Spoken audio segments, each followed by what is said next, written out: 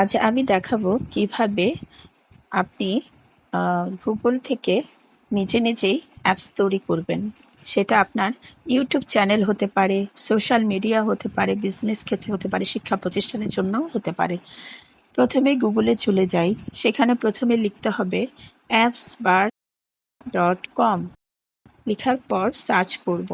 Search করার পর প্রথমে যে অপশনগুলো চলে এসেছে তার মধ্যে অ্যাপস বার ফ্রি অ্যাপস বিল্ডার নামে একটি অপশন আছে, সেখানে যাব। সেখান থেকে আমরা এই অ্যাপ্লিকেশন বা অ্যাপটি তৈরি করব এবং তারপর আমরা সাইন আপ করতে বলছে এবং লগ ইন করতে বলছে। নতুন হয়ে থাকলে সাইন আপ করতে হলে আপনাকে যা করতে হবে তা হলো প্রথমে ফার্স্ট নেম লিখবেন, তারপর লাস্ট নেম লিখবেন, user name, email ID, date of birth এবং পাসওয়ার্ড দিয়ে সাবমিট করে দিলেই রেডি হয়ে যাবে। যাই হোক, আমি আগে থেকেই লগ ইন হয়েছিলাম, এখন আমার ইউজার নেম ও পাসওয়ার্ড দিয়ে দেই। এখন লগ ইন হচ্ছি।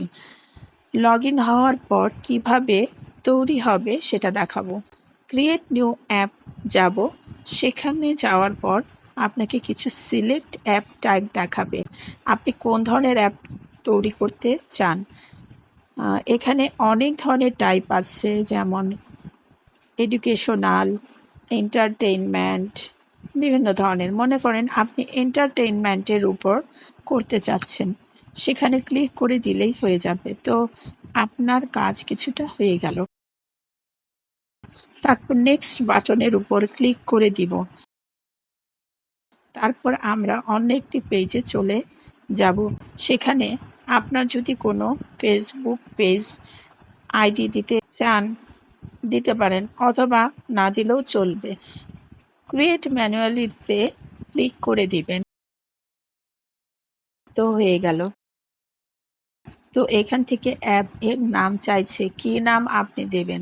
সাপোজ ধরেন লাইক ড্যান্স, অথবা অন্য নামও চুজ করতে পারেন। এরপর যদি মনে করেন আপলোড দরকার, তো আপলোড করে নিতে পারেন।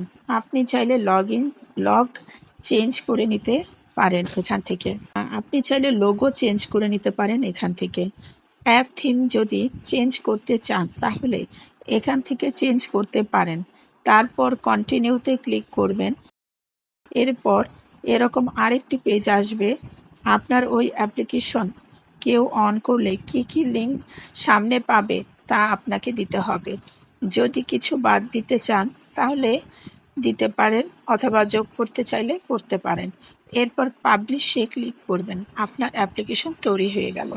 ধন্যবাদ।